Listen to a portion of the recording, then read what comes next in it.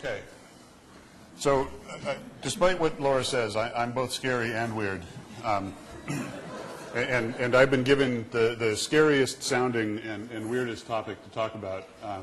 And so ocean acidification, you may have heard it. It's gotten a lot of popular press lately. And the problem with this is that, like a name like dead zone, it's a scary term that grabs people's attention, but it's oversimplified, and most people just don't know what that is. So, you know, it's really obvious. You have the ocean, right? And there's some acid, and somebody pours it in. And then you go running into the ocean, and when you come out, you become the Joker. Well, that's not really what happens, okay? So what is it really?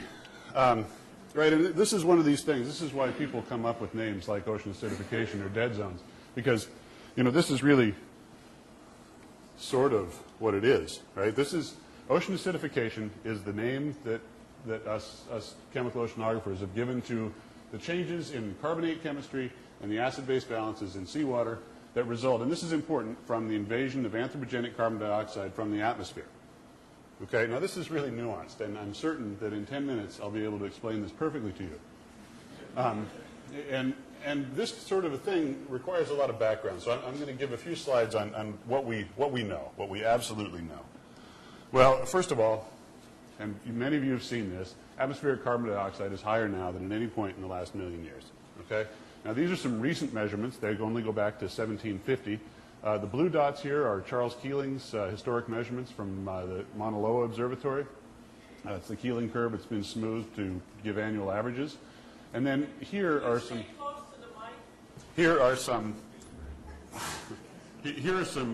recent ice core measurements. Now this is from a fast accumulating site in West Antarctica, and you can actually take the ice and the air that's trapped in the ice as it accumulates in these glaciers and extract the carbon dioxide from the air. And what you can see is that back to about 1750, the atmospheric carbon dioxide content was 200 parts per million, or 280 parts per million, or 280 microatmospheres, and it's risen right up to match up with the modern measurements of Keeling et al. In the atmosphere at Mauna Loa, and we're rising dramatically from something under 280 pre-industrial to something approaching, it's actually now closer to 390 parts per million in the modern atmosphere. Well, here's the last million years of data, and this is taken from a different set of ice core records. And what we see here, this is a temperature record, and these ups and downs on tens of thousands to 100,000 year time cycles are temperature records that are associated with ice ages. Lower is colder, higher is warmer, and right along with that, the atmospheric carbon dioxide goes up and down as well. It's perfectly matched in the temperature record. Now, maybe a little hard to see, but the range here in concentration or in partial pressure is from about 180 parts per million up to about 280 parts per million. If you take the last 250 years of data, which I showed up here, and collapse it to the same time and concentration scale, this is what you get. This rise is greater than any glacial interglacial change that we've seen in the past.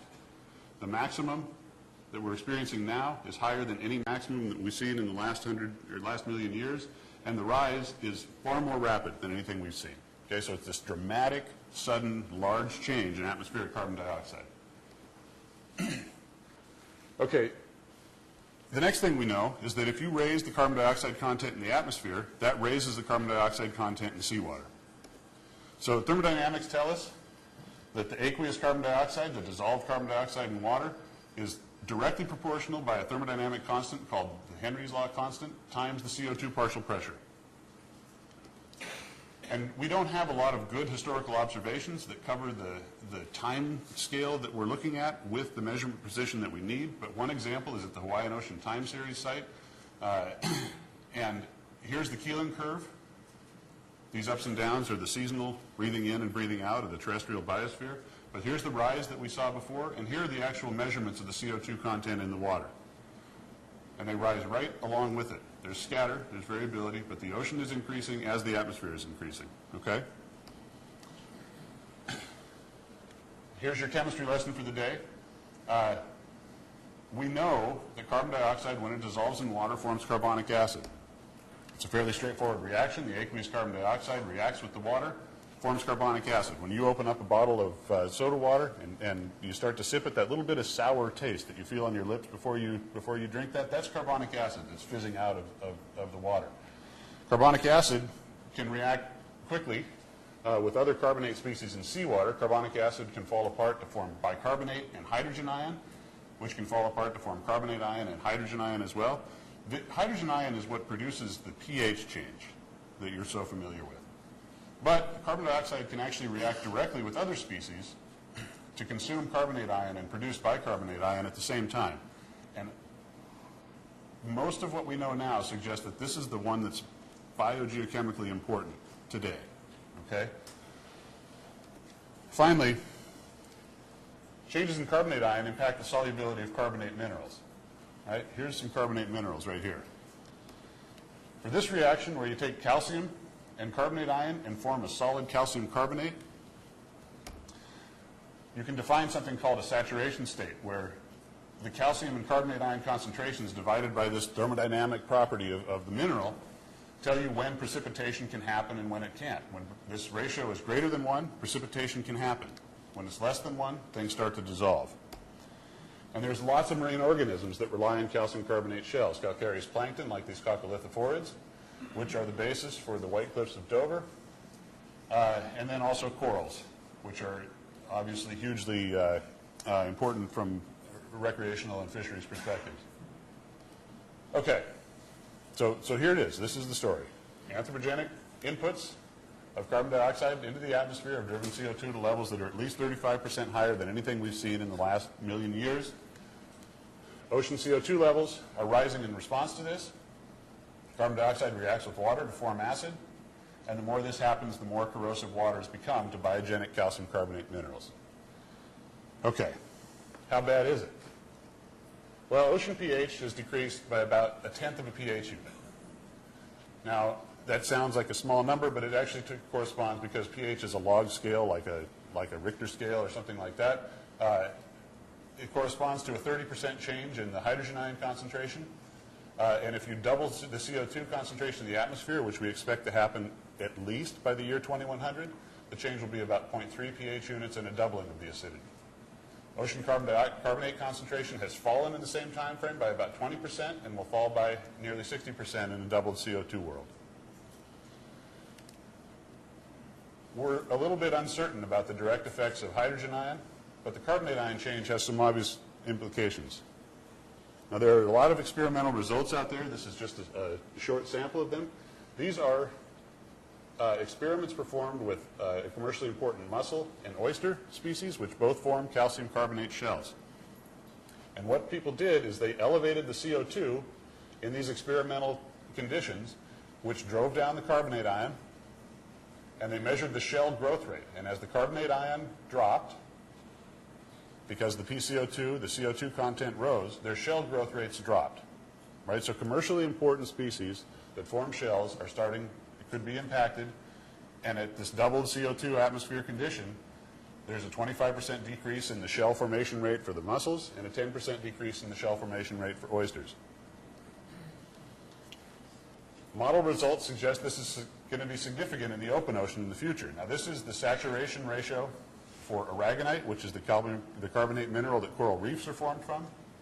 And what you're seeing is that by the year 2100, these levels, which are now in the neighborhood of 4 out here in the open ocean and about 2 in the high latitudes, have dropped significantly.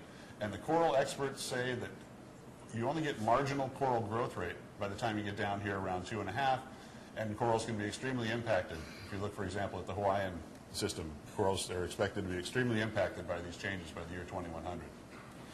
Okay.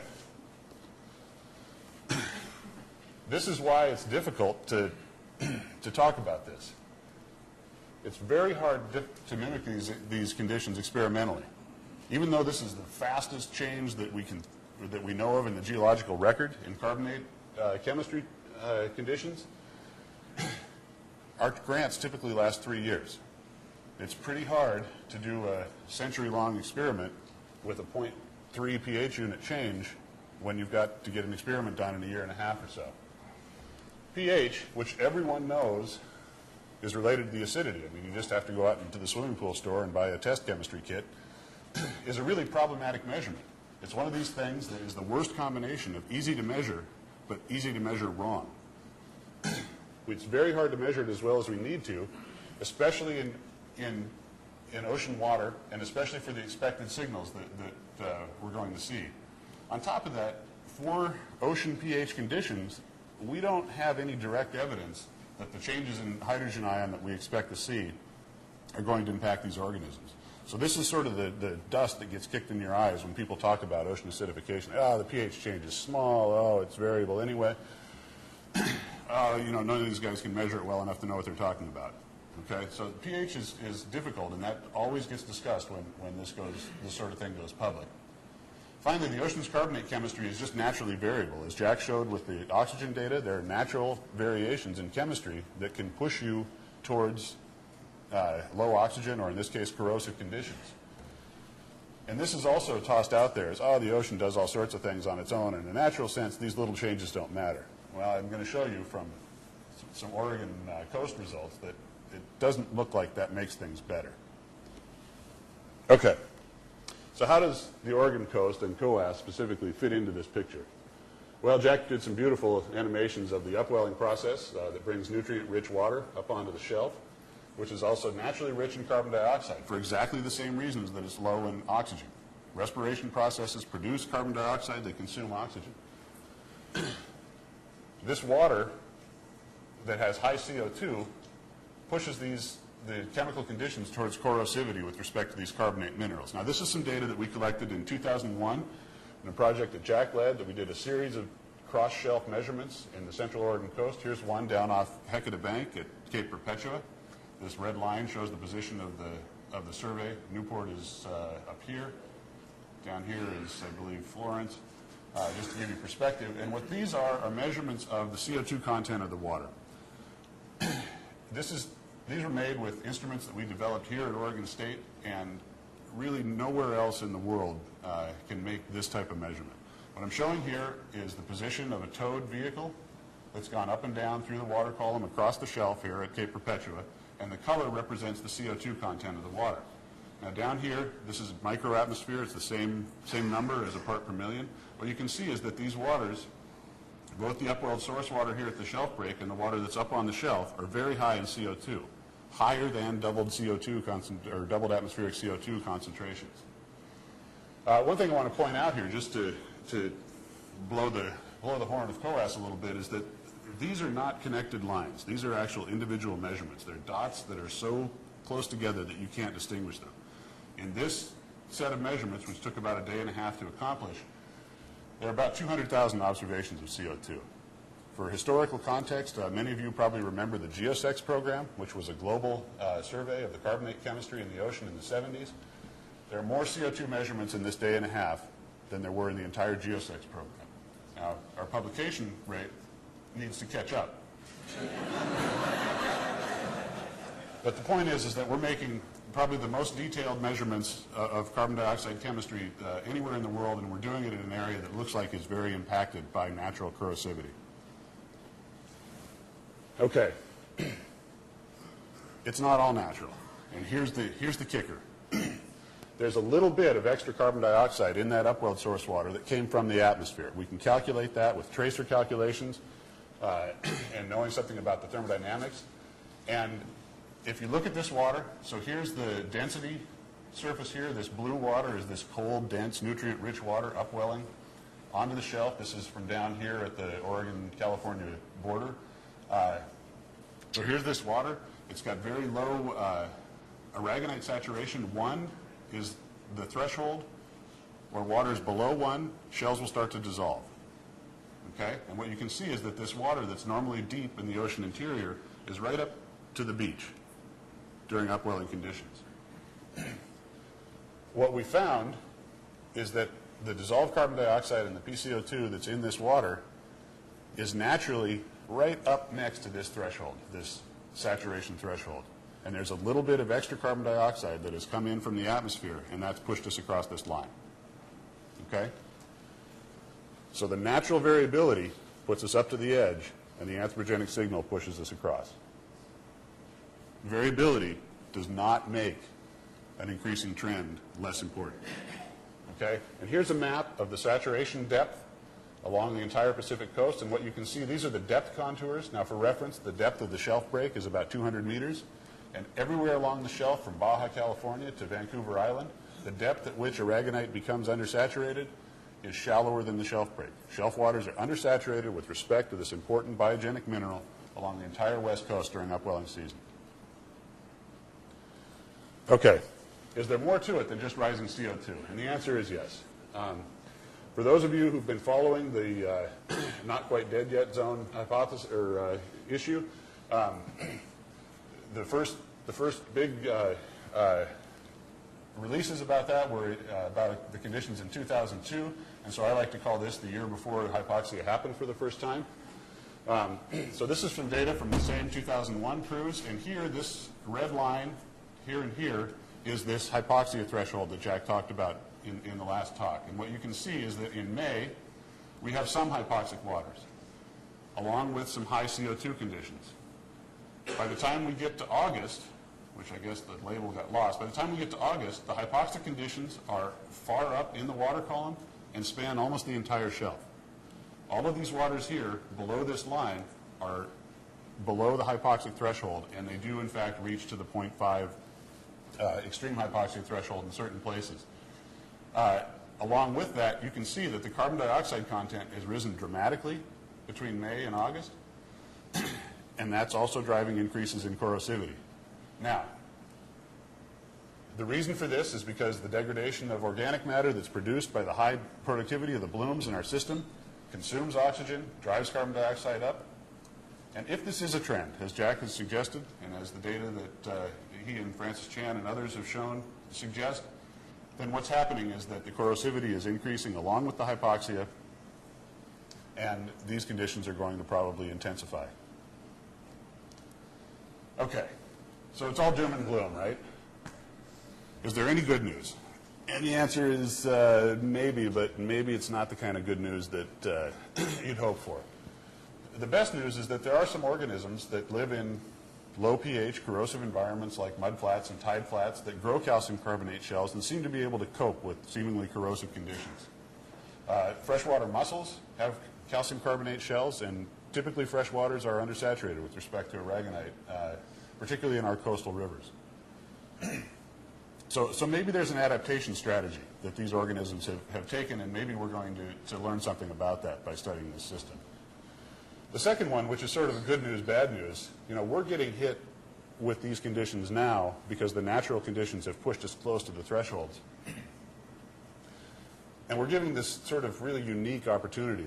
The ocean and the atmosphere are doing an experiment for us.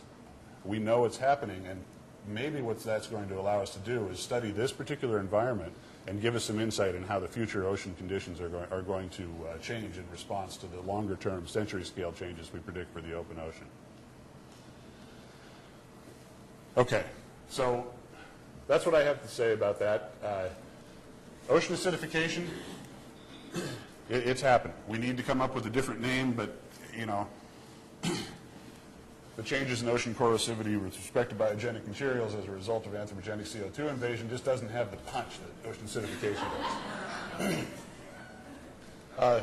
Our coastal waters are particularly sensitive to ocean acidification because of natural processes. Not, these natural variations haven't made things easier for us, they've made it worse. And because of work done at CEOAS, we've gotten in at the ground floor of this, and we may be able to say something about what's happening as atmospheric CO2 rises and as these conditions change. Hypoxia and corrosivity go hand in hand. Oxygen consumption yields CO2 production. If hypoxia is an increasing trend, corrosivity is going to go right along with it. And finally, this natural variability in ocean water corrosivity may give us this opportunity, this study opportunity to see how bad it's going to get. We're sort of the canary in the acidification coal mine here. And I'll stop there and take questions.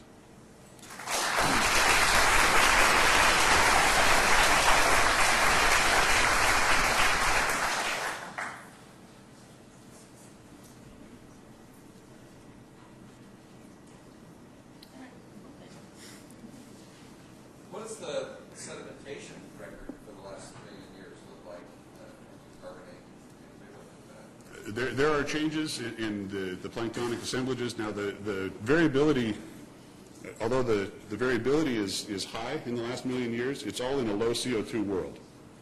Okay? And so we don't see extinction events for carbonate minerals. When you go back more than a million years, and there are people in the room who are far more qualified to talk about this than I am, there are times when we expect carbon dioxide was much higher, and those do correspond with absence from the sediment record of calcareous organisms. Now, that's getting way beyond my skill level to talk about that, but there does look like there's a correlation.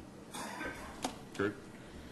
Well, if the crabs are already dead from the Acidification, they can't make more shells. Now, see, here's where... Yeah, Kurt asked if the crabs are already dead, do they care if their shells dissolve?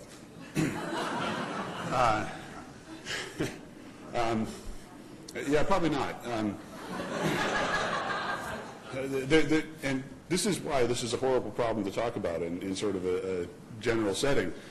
Crab shells are not calcareous. Crab shells are organic material that's called chitin, doesn't appear to have a pH sensitivity.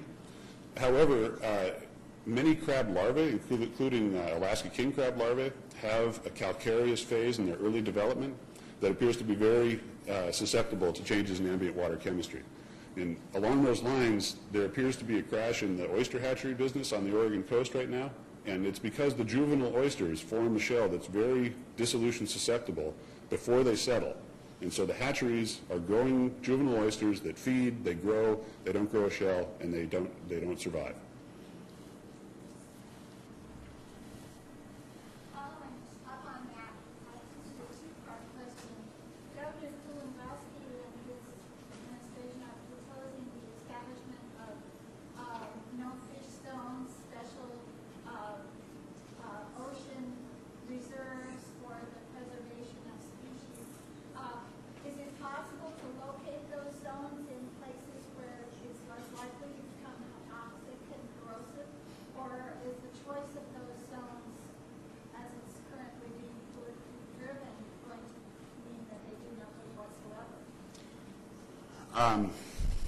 Repeat the question.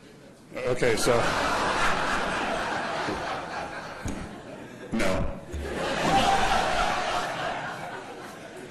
Okay, so the question was about the formation of marine reserves and whether or not they should be, the selection of those sites should be guided by what we know about the biogeochemistry of the coastal ocean. And, of course, they should be asking me.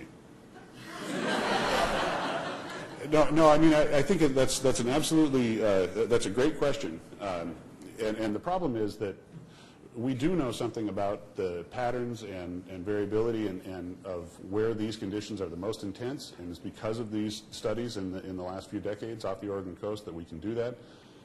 The problem is that it so rapidly becomes a management question. Do we choose locations that aren't as likely to experience these conditions because they're less likely to be impacted, or do we specifically go to areas that are impacted by these conditions so they aren't further impacted by fishing or commercial activities? And I think that's a question for the fisheries managers, and I'm not one of them. Okay, we're going to stop right there. Thank you very much, Burke.